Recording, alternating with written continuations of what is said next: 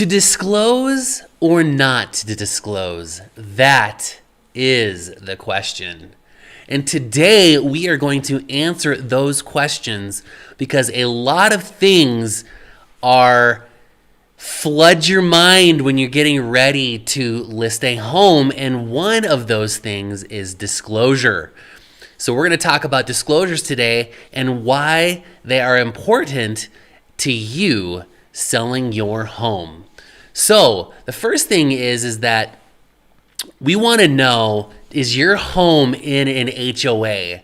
Because many HOAs are complicated in a lot of ways. There's things you can or cannot do.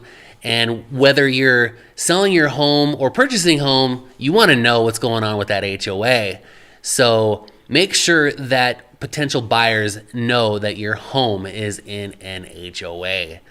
Number two is disclosing whether or not you've had any material defects in your home, and if so, were those repaired? Now, there is an ever-growing debate on whether if you did have some major structural issues with the home, that if they were all repaired, sealed by an engineer, and those are no longer existing issues, well, is it really something that needs to be disclosed? That's up to you as the seller, because you need to know, or the potential buyer might want to know whether that was happened or not. Now, this does vary state by state, and in the state of Wyoming, we know that the disclosure form is not necessarily required, but if there are material defects, you'd want to disclose those if they are still ongoing, because what's known, then that's what buyers want to know, because they want to know going into this that there are things that they're going to have to repair getting into the home. There are things that are important to know, like whether your home is in a floodplain. That's good to know. You might want to disclose. Do you have sewer and septic or a cistern? These are things that are stuff that people want to know in order to buy your home. Have there been any pets in the home? Because some people might have massive allergies and they buy a home and they might ask the question, hey, were there ever pets in the home? And you say no.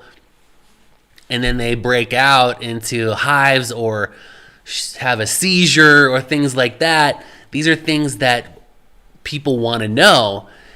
Licensed contractors, was the work permitted or not? These are things people want to know. In some states, work that's not permitted probably has to be tore out and redone, and you don't want to get into a situation where you're buying a home and there's all these non-permitted works, and then you get ready to sell and then they find out all these things were not permitted.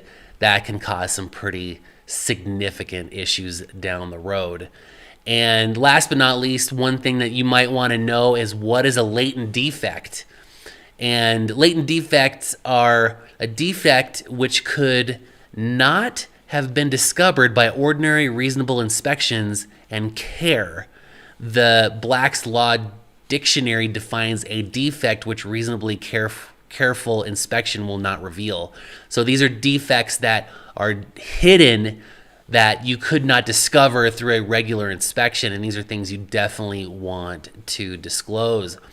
So as a home seller, you will probably want to fill out a disclosure form so that you're completely transparent to the next buyers.